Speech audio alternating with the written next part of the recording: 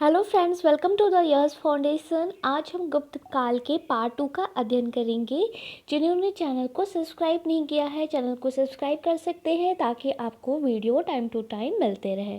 तो स्टार्ट करते हैं। जैसा कि मैंने आपको पिछले अध्याय में इस काल के राजाओं, शासक, अभिलेख, साहित्यिक साक्ष्य के बारे में बताया था, और इस पार्ट में हम इस काल की प्रशासनिक व्यवस्था, राजनीतिक व्यवस्था, सामाजिक व्यवस्था, स्त्रियों की स्थिति, वास्तुकला, मूर्तिकला इत्यादि के बारे में जानेंगे। तो स्टार्ट करते हैं।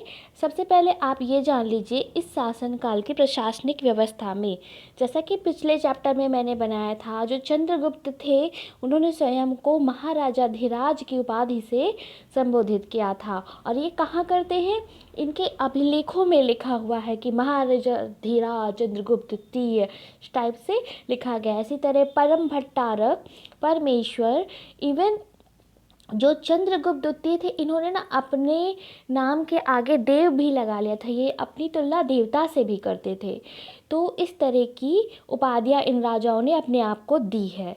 इसी तरह राज्य जो था बहुत सारे प्रांतों में डिवाइड हो गया था, और प्रांत को भुक्त कहा जाता था। और भुक्त का नाम कहीं कहीं देश या अवनी भी कहा जाता था। यानी जो प्रांत होते थे, उनका राज्य होता था, वो कई भुक्त में डिवाइड होता था।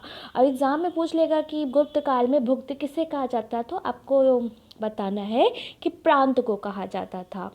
अब अगला है कि ये भुक्त को कहीं कहीं देश या अवनी भी कहते थे। और भुक्त जो होते थे, जो प्रांत होते थे, उसका विभाजन विषय में होता था, जिसे विषय का मतलब हो गया जिला। विषय को ही जिला कहते थे। और विषय के जो प्रधान होते थे उसे विषपति कहा जाता था। क्या कहा जाता था? अब आपसे पूछ लेंगे कि उस समय जिले को क्या कहा जाता था गुप्त काल में, तो गुप्त काल में जिले को विषय कहा जाता था और उसके प्रधान को विषयपति कहा जाता था। जो विषय के अभिलेखागार होते थे वो अक्षपटल के उसे देखा करते थे। और अक्षपटल किसके अधीन थे? महापक्षपटलिक के अधीन थे। ये इस तरह के नाम हैं जो अभिलेखागार मिले हैं। वो कौन देखता था? अक्षपटल। और अक्षपटल किसके अधीन होते थे? महापक्षपटलिक के अधीन हुआ करते थे। ठीक है। अब गुप्त काल में किसी न्यायिक विभाग का उल्लेख नहीं है, किंतु न्यायिक प्रणाली तो हर काल में होती है, इस काल में भी थी। साक्ष्यों से पता चलता है कि गुप्त काल में ही प्रथम बार, जैसे आज के ज़माने में दीवानी फौजदारी होती है, अलग अलग कानून बनाए गए। दीवानी के मामलों के लिए अलग अलग कानून, फौजदारी के कानून के लिए अलग अलग कानून। इसी से सम्राट जो था अंतिम न्यायाधीश माना जाता था। यानी कि न्याय का फैसला मुख्यतः कौन करता था? सम्राट। और इसे संभवतः महादंडनायक कहा जाता था उस समय उसको। इस काल में महाबल अधिकृत अधिकारी के अधीन सैनिक संगठन हुआ करता था, क्योंकि भाई ये लोग तो साम्राज्य विस्तार में विश्वास रखते थे। और सेना में हाथी घोड़ा दोनों शामिल किया जाता था। तो जो सैनिक संगठन किसके अंदर था? महाबल अधिकृत। बल से ही आप लोग समझ लीजिए कि सैनिक अधिकारी होता था। गुप्त काल में समाज में ब्राह्मण भी होते थे, क्षत्रिय भी, वैश्य भी, शूद्र भी। ब्राह्मण को कार्य पठन पाठन था। क्षत्रिय की मनुस्मृति में लिखा है कि उसका कार्य लोगों की राजा प्रजा की रक्षा करना इत्यादि था। वैश्य वो करते थे। और शूद्र में अछूत, मतलब और भी ज़्यादा व्यवस्था दृढ़ हो गई थी इस समय। और स्त्रियों की स्थिति में काफ़ी गिरावट आई थी। बाल विवाह होता था 12-13 साल की एज में। और याज्ञवल्क स्त्री में स्त्री को पठन पाठन का भी निषेध किया गया है, यानी कि वो पढ़ाई लिखाई भी नहीं कर सकती थी। इसी तरह पर्दा प्रथा का भी कहीं कहीं उल्लेख है। और जो मेघदूत में दासी प्रथा का उल्लेख है, और ये दासियाँ मंदिरों में रहा करती थीं। और गुप्त काल का कला साहित्य आपको मैंने जैसे बताया थी, नवरत्न कालिदासी होते। गुप्त काल में कला, वास्तुकला का क्लासिकीय मॉडल, कौन सा मॉडल एग्जाम में पूछ लेता है, ये क्लासिकीय मॉडल सामने आया। और मंदसूर अभिलेख में दास मंदिर को शिखरशाला बताया गया। क्यों ऐसा बताया जा रहा है दासपुर मंदिर को? इस काल के सामान्यतः मंदिर एक छत के होते थे, शिखर वाले नहीं होते थे। लेकिन दासपुर मंदिर को इन्होंने लिखा है कि वो शिखरों वाला मंदिर था। गुप्त काल के जो मंदिर होते थे वो लकड़ी या ईंट से नहीं बल्कि पत्थर से बनाए जाते थे। इसी तरह मंदिरों में जो फेमस है, आप पूछ लेगा कि ये किस काल का मंदिर है, नाम दे देगा मंदिर का, तो आप नाम थोड़ा ध्यान से सुन लीजिए। सॉरी।